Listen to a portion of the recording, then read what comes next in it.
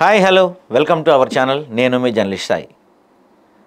ఎమ్మెల్యేల ఫిరాయింపుల గురించి పెద్ద ఎత్తున చర్చ నడుస్తుంది. సుప్రీంకోర్టు కొన్నిసార్లు కలగజేసుకొని స్పీకర్కి కొన్ని సూచనలు చేశారు.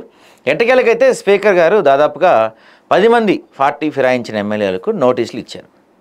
వీళ్ళందరూ కలిసి అందులో ఒకరు ఎవరో రాలేదు, మిగతా 9 మంది ముఖ్యమంత్రిని కలిసారు. ఏం చేద్దాం ఏంటి అని డిస్కషన్ చేసుకుంటున్నారు. ఈలోపు కేటీఆర్ గారేమో ఖచ్చితంగా వీళ్ళని తొలగించాలి, ఎట్టి పరిస్థితుల్లో వీళ్ళని సస్పెండ్ చేయాలి, వీళ్ళని పైన అర్హత వేటేయాలని చెప్పి మాట్లాడుతున్నారు. అయితే మర్చిపోయి మరి వీళ్ళకి గతం గుర్తులేదా, లేకపోతే చరిత్రలో అసలు ఈ ప్రపంచంలో మొదటిసారి ఇప్పుడే ఎమ్మెల్యేల ఫిరాయింపులు జరిగినట్టు మాట్లాడుతున్నారు.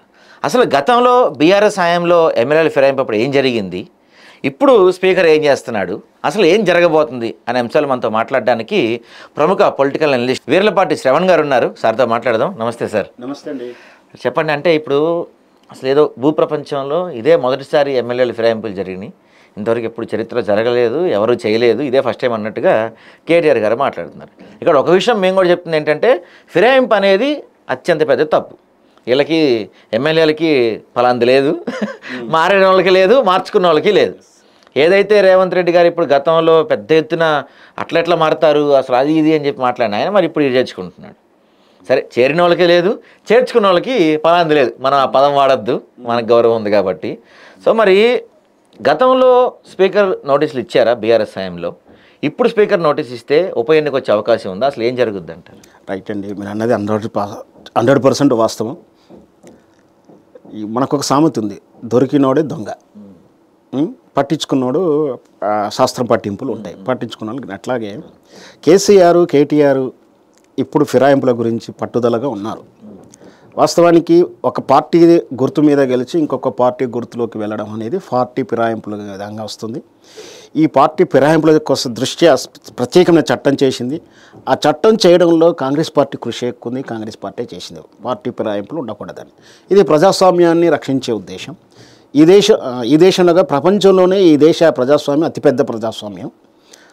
విస్తీర్ణం ప్రకారం ఏం చూసుకున్నా అంటే ఒక రోల్ మోడల్ ఉండాల్సిన, ప్రజాస్వామ్యానికి రోల్ మోడల్ ఉండాల్సిన దేశం కాబట్టి ప్రజాస్వామ్యాన్ని కాపాడే ఉద్దేశంతో ఈ పార్టీ ఫిరాయింపుల చట్టం ఒక పకడ్బందీగా చేసిన దాంట్లో మళ్ళీ కొన్ని లొసగులు ఉన్నాయి, కొన్ని ఇబ్బందికరమైనటువంటి సెక్షన్స్ ఉన్నాయి, ఎవరేం చేయలేని సెక్షన్స్ ఉన్నాయి.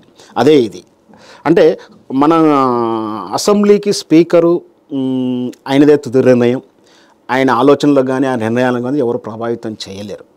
కానీ సుప్రీంకోర్టు పరిధిలోకి వెళ్ళినప్పుడు నిర్ణయం మీదే, కానీ చట్టాలని చట్ట ఉద్దేశాలను గౌరవించే బాధ్యత కూడా ఉందంటూ ఉద్దేశంగానే ఈ 40 ఫిరాయింపుల మీద ఏదో ఒక చర్య తీసుకోండి అంటూ డెడ్ లైన్ కూడా ఇచ్చింది, 100 days.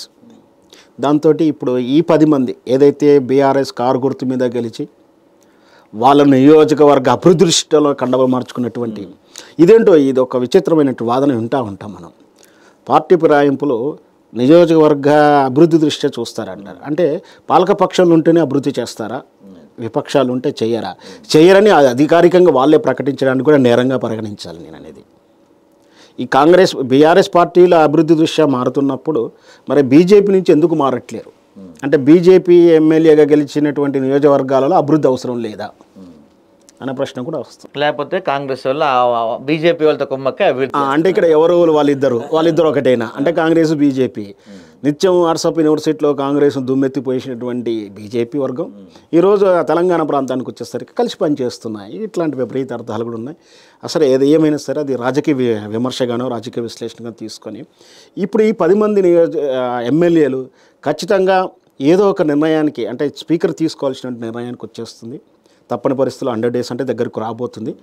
అంటే ఇంకొక 30 days ఉంది. ఈ లోపు నిర్ణయం తీసుకోవాల్సిందే. ఎందుకంటే స్పీకర్ గారు వాళ్ళకు నోటీసులు కూడా ఇచ్చారు సంజయ్కి అడగడానికి. వాటికి సమాధానం కూడా వితిన్ డేస్లో ఇవ్వాల్సి ఉంటుంది. ఆల్రెడీ ఒకరిద్దరు ఇచ్చినట్టుగా మనకు సమాచారం ఉంది.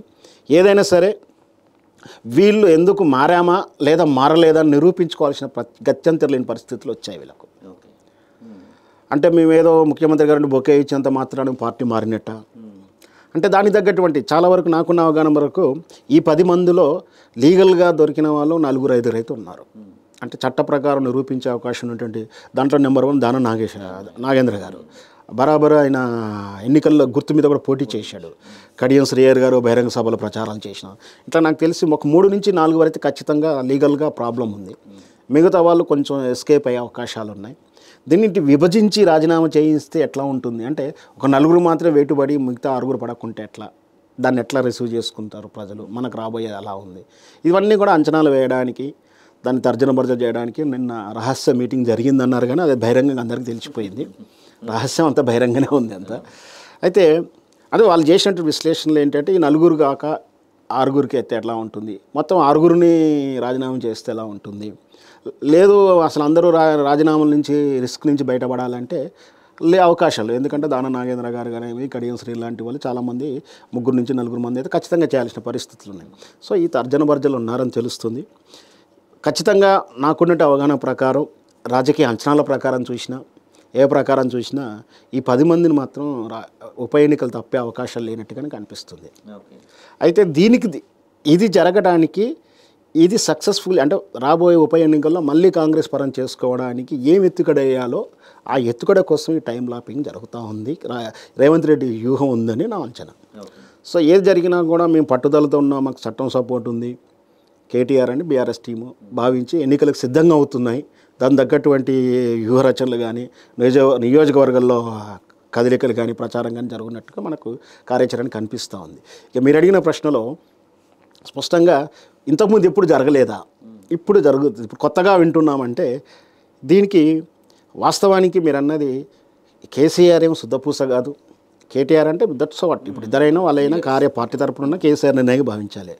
గతంలో మొదటి టర్ములో కేసీఆర్ గెలిచినప్పుడును, రెండో టర్ములో గెలిచినప్పుడును ప్రజల ఎమ్మెల్యేలు ప్రజల తీర్పుతో గెలిచినటువంటి కాంగ్రెస్ నుంచి, టీడీపీ నుంచి, కాంగ్రెస్ నుంచి గెలిచిన వాళ్ళని పార్టీ ఫిరాయింపించాడు.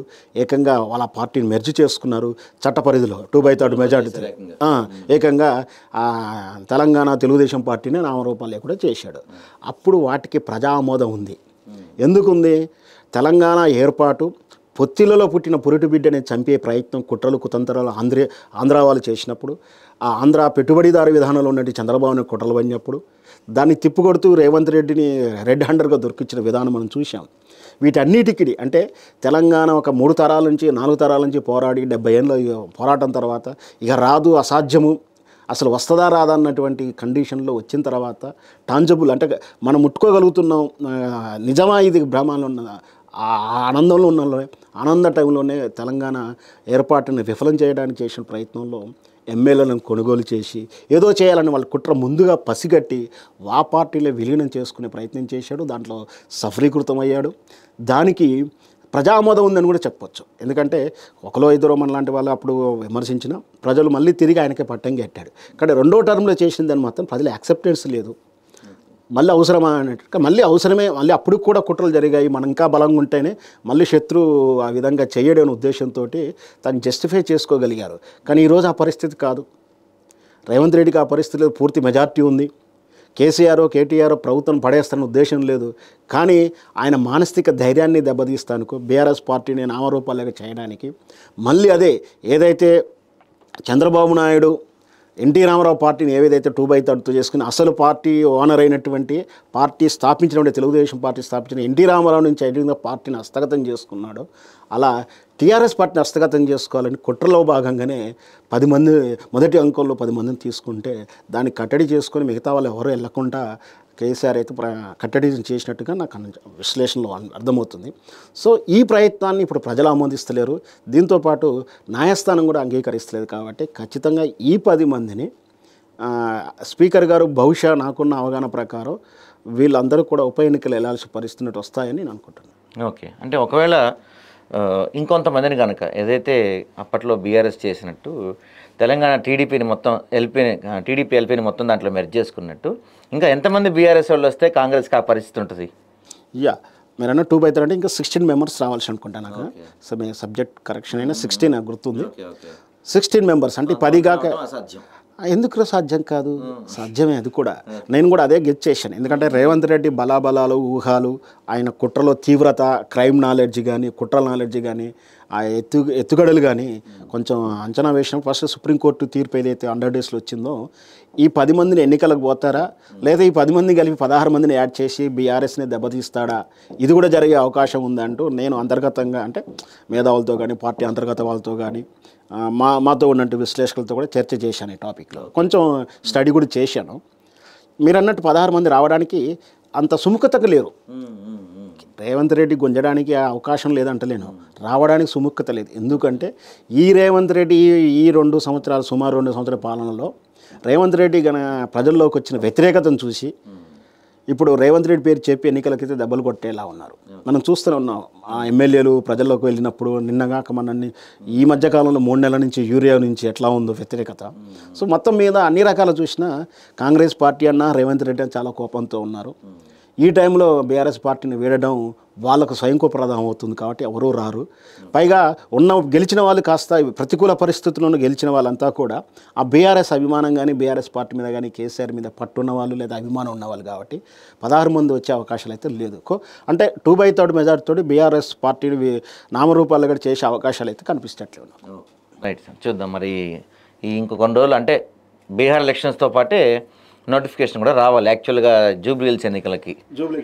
సో ఈ అప్పుడులోపు 100 డేస్ టైం కూడా అయిపోద్ది. టెక్నికల్గా నాకున్న అవగాహన ప్రకారం జూబ్లీస్ ఎన్నికల్లో కలపకుండానే నిర్ణయానికి వెళ్ళిపోతారేమో అని నా ఉద్దేశం. ఎందుకంటే అసలుకి ఎసరు వస్తుంది, స్థానిక సంస్థల ఎన్నికలు వాటితో కలిపి ఇంకో 3-4 నెలలు చేస్తే ఆ 3-4 నెలల పరిధిలో ఏదన్నా కలిసి వస్తుందేమో, ఇంకేమన్నా రేవంత్ రెడ్డి ఎక్స్టెన్షన్ అవుతాడేమో అనే ఉద్దేశం కావచ్చు. 99% జూబ్లీస్ ఎన్నికలతో కాకుండా ఉంటుందని నా ఉద్దేశం.